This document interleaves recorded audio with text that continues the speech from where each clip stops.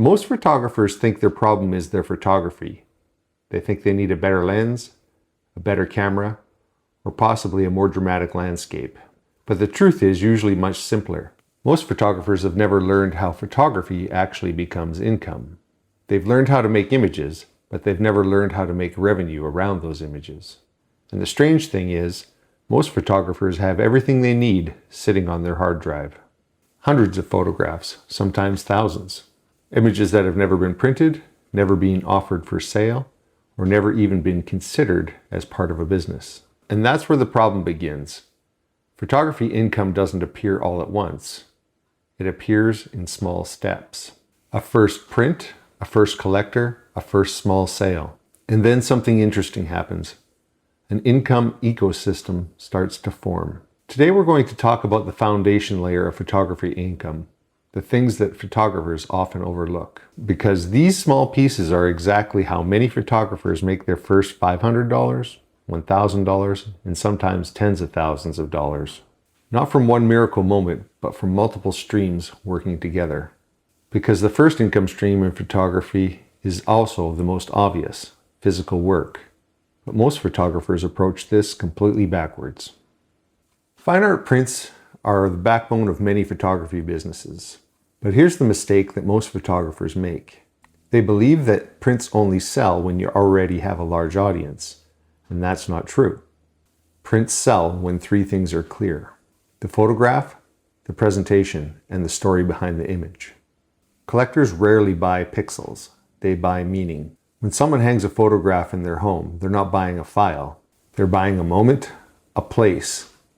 They're buying a memory that they want to live with every day. In my own work, I sell my prints through my gallery and online.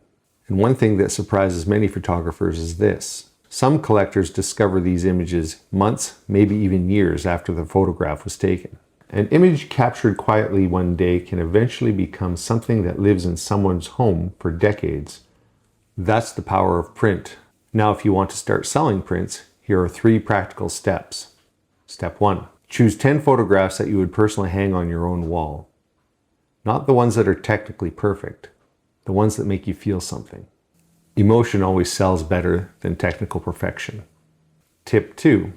Test 2 or 3 print sizes.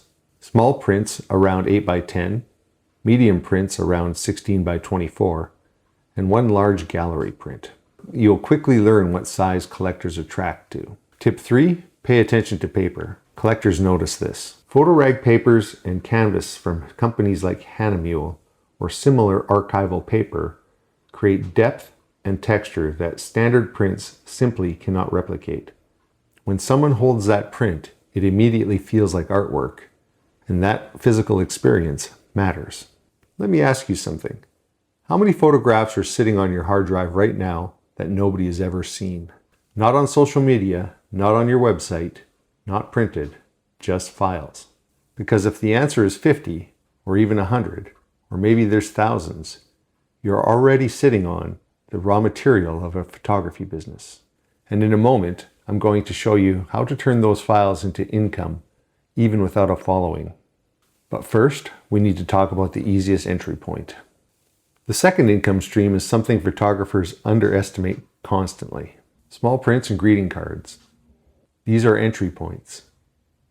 A large frame print might cost thousands of dollars, but a small print might cost 60.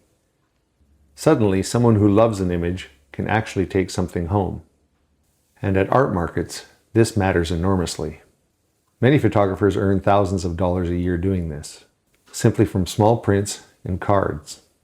And here are 3 practical tips if you want to try this. First, choose your images that are simple and visually clear.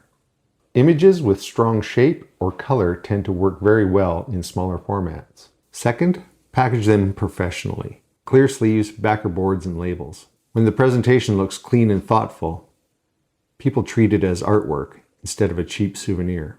Third, offer 2 price levels. Small prints and slightly larger prints. Most customers choose the middle option. That's the way buying psychology works. Now we move into something interesting. Online platforms. These platforms allow photographers to upload their images and sell prints without handling printing or shipping.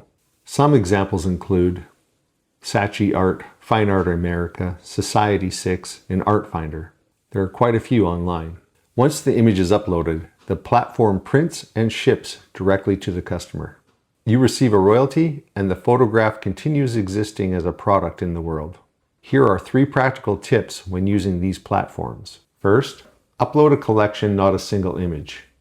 Platforms reward artists who show consistency. 10 images around a same theme often perform better than random uploads. Second, write a meaningful description, where the photograph was taken, why you made it, and what it represents. Collectors read these descriptions. Third, use keywords carefully. Interior designers search by location, subject, and mood. Landscape photography, coastal photography, minimalist black and white. Those words help your work become discoverable. Most photographers believe that they need to build a giant audience before they can sell anything, but reality is often the opposite. Many photographers begin selling prints long before they have a following, because collectors are often not photographers. They're interior designers, business owners, and people decorating their own homes, which means your audience for your photography may not exist on social media. Another traditional path is gallery representation.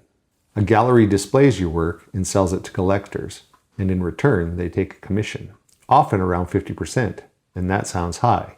But galleries bring something extremely valuable: collectors, interior designers, and corporate buyers. And these are audiences that most photographers never reach on their own. And here's 3 practical tips if you want to approach galleries. First, present a cohesive body of work. Galleries are rarely interested in random images. They want a consistent style.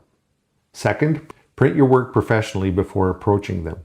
A strong physical print creates a far better impression than a digital portfolio. And third, visit galleries in person. Have conversations. Relationship often matters more than portfolios. Weekend art markets are another overlooked income stream.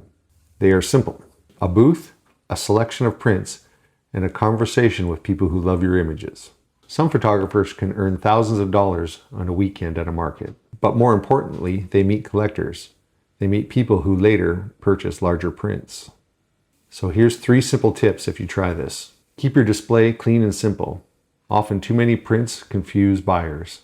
Talk to people about the story behind the photograph. Story often sells the image.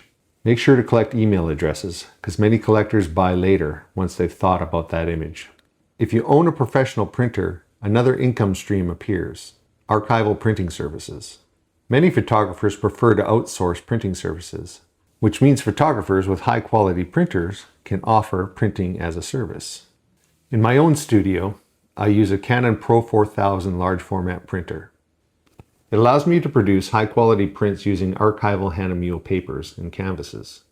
That printer became something interesting: a small print lab, not only printing my own work, but also printing for other photographers. And here's 3 practical steps if you consider this. Charge by the square inch instead of by the print. Offer 2 or 3 paper choices in canvas. Always offer test strips so photographers can approve the color before you go to print.